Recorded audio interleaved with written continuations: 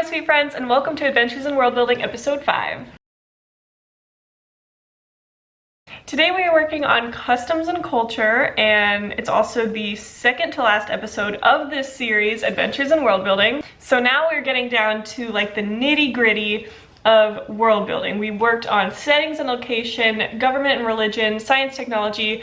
We started big and we're getting small. We're going down into the details of the world to really make the world more realistic and give it some character for the reader. So today we're going to be talking all about the customs and culture of your world, or specifically my world, I guess, since these aren't really a detailed how-to. It's just kind of how I do things. So let me read today's to-do list. Okay, customs and culture. So we are working on everything that has to do with like the people who live in the world, what they do, traditions, just how they live, what their daily life is like. So attitude towards guns, holidays and traditions, attitudes towards pirates and bounty hunters, because my main character is a pirate. You know, the main characters in my story have to do a lot with pirates and stuff like that. So I really just want to make sure we have what the everyday normal citizen, just average person, what their attitude towards Orion and her friends are. Attitudes toward the government, and then in parentheses what they think about Caius, because Caius is the antagonist, he takes over.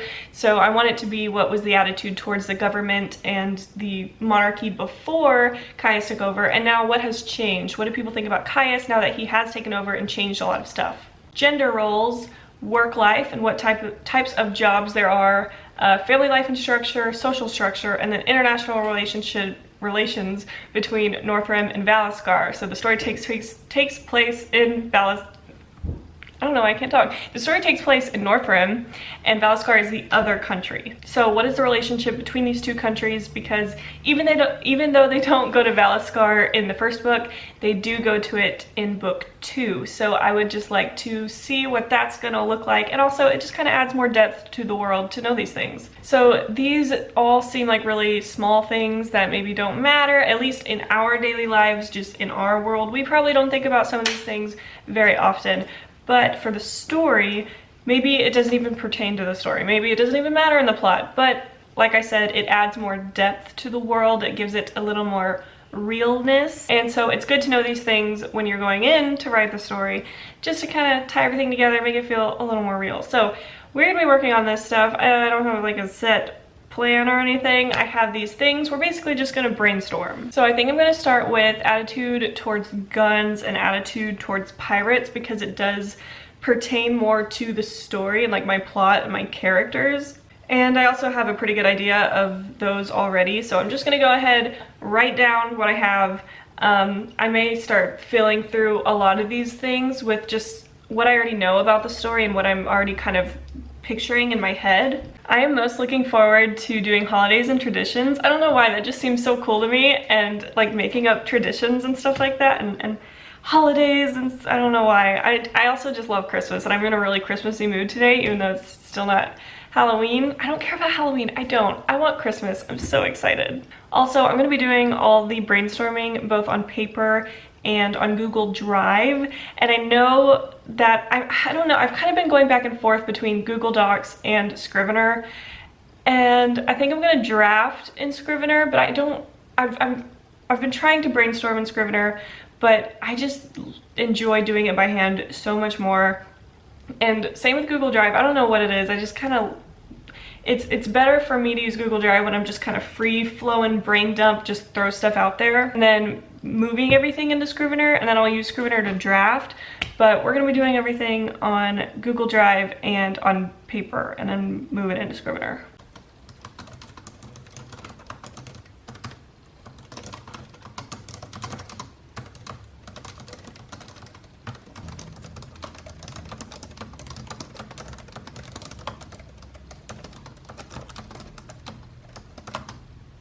All right, so things are going really well actually, because I don't know, things are just coming to me right now, which is so nice, and I'm just typing and it's coming quickly. So let's see, I've finished attitude towards guns, and basically what it is that normal civilians don't really oftentimes have them. It's pretty divided like it is in America, basically, where like some people are like, yes, guns, others think they're dangerous and don't want guns.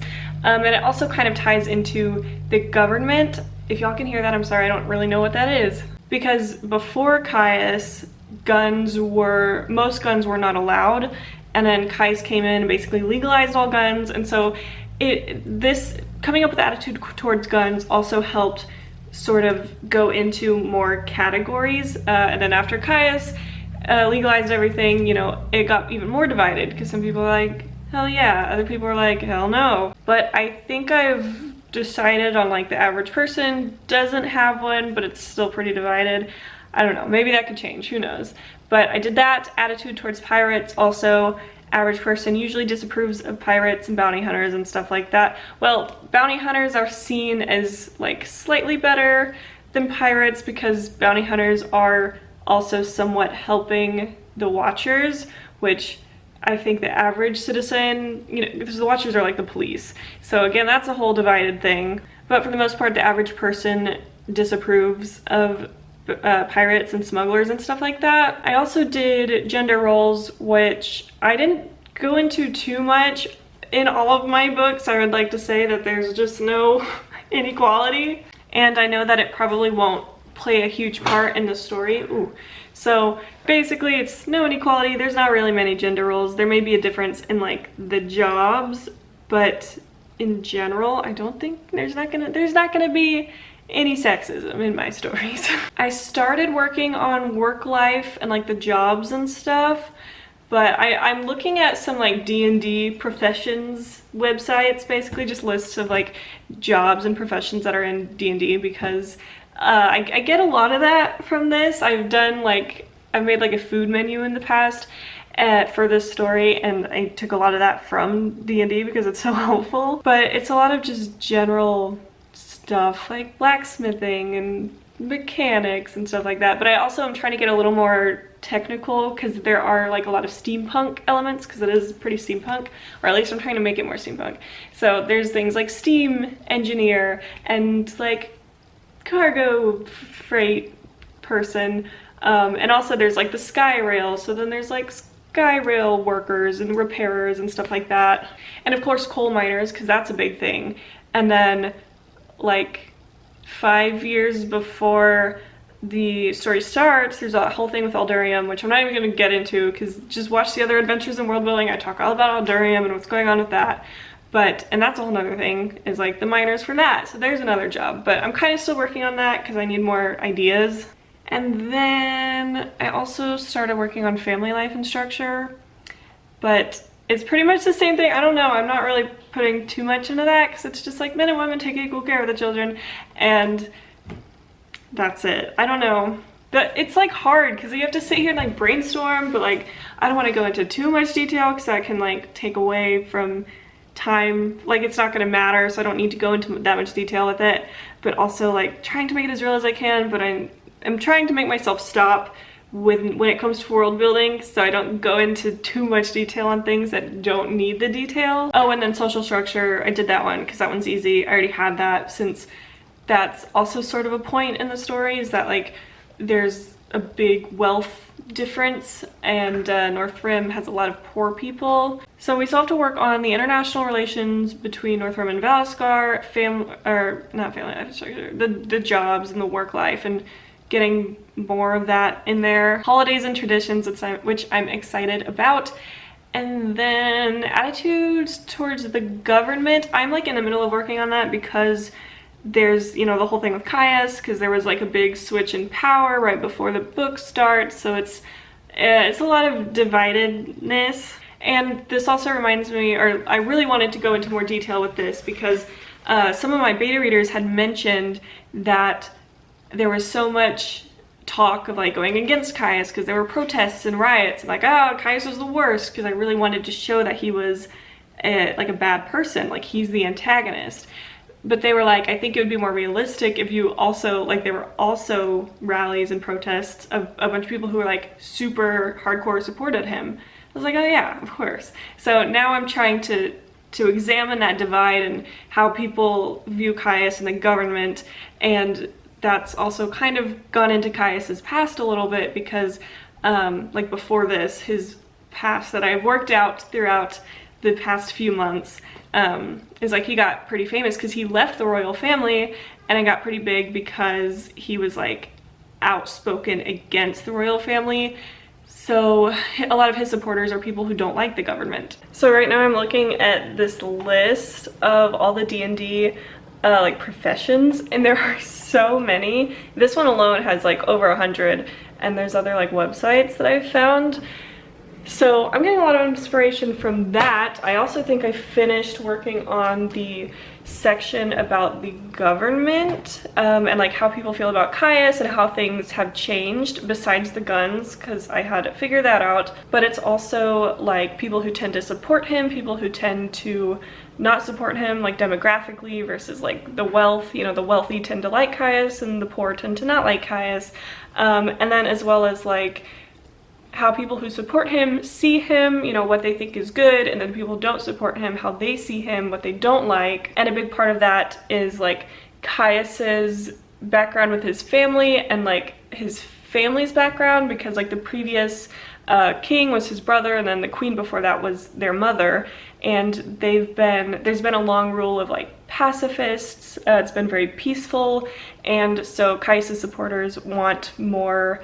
They want someone who's more aggressive and is going to, you know, show like, hey, Northrum's the best. So like he legalized guns, and then also revolutionized the Northrum Watch, which are like the police force of it.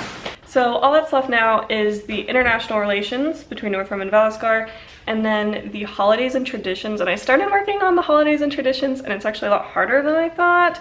I think I'm going to do something like there's a holiday on like the first day of each new season to like signify the changing seasons or whatever. And also I was thinking of doing something for like the anniversary of like the first settlers of Northrim coming to Northrim, but I don't know, we're gonna have to do more brainstorming on that. But so far those are the only two things I have left, at least. Then I'll probably go back through and try to make everything a bit more detailed.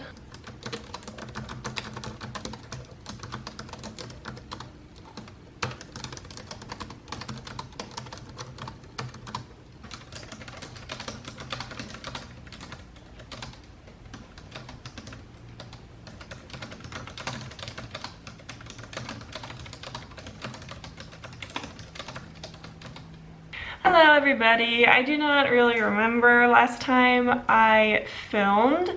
I know we're working on the culture and customs, and I had most of it figured out, and I think I was still working on either both international relations between Northrim and Valiscar, and then the holidays and traditions, or just the holidays and traditions. I don't really remember, but regardless, I had figured it all out. I was kind of stumped on the holidays and traditions for a little bit.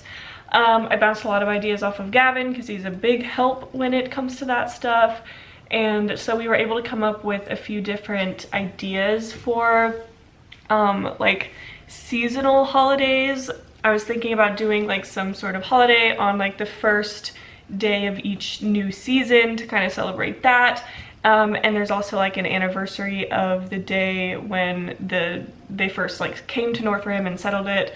And I'm still working on some of the names for those. I've got, you know, like 3 of the 4, but I may change one. But regardless, it's not gonna be a huge deal. Again, we're just kind of fleshing out the world, trying to make it feel a little bit more realistic, because I'm not going to be writing about these things, but you know, someone may mention it in passing or something like that, just to kind of make it feel a bit more real.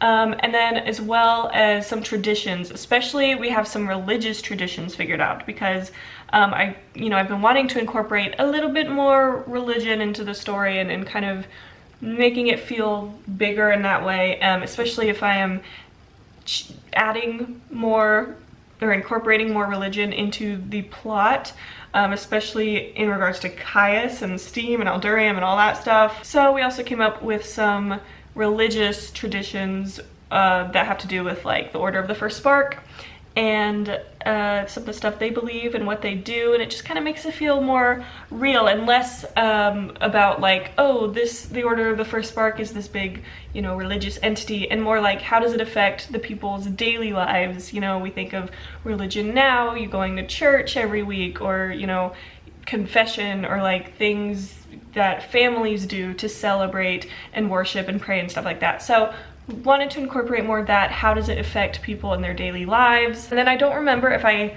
had talked, why are you out of focus? I don't remember if I had talked about the international relations between Northrend and Valskar, because I know I was sort of working on that one. I don't remember if I talked about it, but regardless, because this was something I couldn't really decide on for a while, but I think I'm going with it's kind of like a neutral relationship, because the 50-year war that I talked about in the last video, that was like a whole thing between them, so obviously it was kind of rocky then, but I think right now it's pretty neutral, but they tend to like stay to themselves. There is some trade going on, imports and exports, nothing too crazy. There is international travel, but the two countries tend to stay to themselves, and that is influenced, or I guess caused by, obviously both just this sort of neutral relation. It's not, you know, they can be wary of each other, especially now that Caius is in charge. That's a whole nother thing. Valskar is a lot more wary and concerned about Northrend and Caius and what he's gonna do, but and also because of the ocean thing. I'm pretty sure I talked about this in one of settings and locations, I think, one of the other Adventures in World Building episodes. The moon is a lot bigger in this world, so the oceans are a lot stronger, the waves and stuff, everything to do with the water is a lot stronger, more intense. It's very dangerous. People don't really do a lot of water activities. Fishing is very dangerous, stuff like that. So using ships to go across is not ideal, and I haven't come up with anything definitive, because obviously there's airships, but there's also something with like, I don't know how exactly, but it's like that height or like long distance, I don't know. Regardless, neutral relationship, but there is international travel, stuff like that, but it's not very big.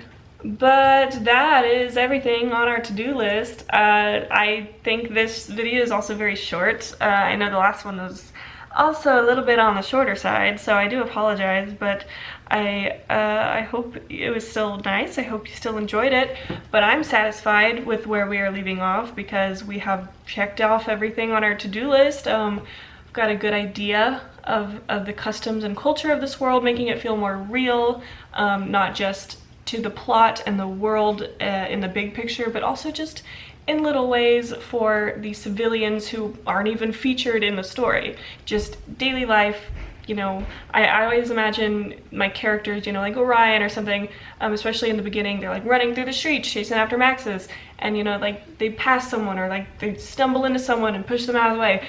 What does that person do? You know, the person they just stumbled past, what does that person do in their daily life? What does their normal day look like? So I kind of wanted to answer some of those questions in this episode, so I hope that helped. I hope y'all got some use out of it, but that is going to be all for this episode. Also, this is the second to last episode of my little vlog series, Adventures in World Building, so the next episode is going to be the last one. So I hope y'all are excited about that. I hope y'all are enjoying this little series that I randomly started. But yeah, I'm going to be ending it here. Thank you so much for watching. Please leave a like and a comment, and don't forget to subscribe. It really helps my channel out a lot. And then turn on the post notifications if you would like to. I would appreciate it. But again, thank you so much for watching. I hope you enjoyed, and I'm going to see y'all in my next video.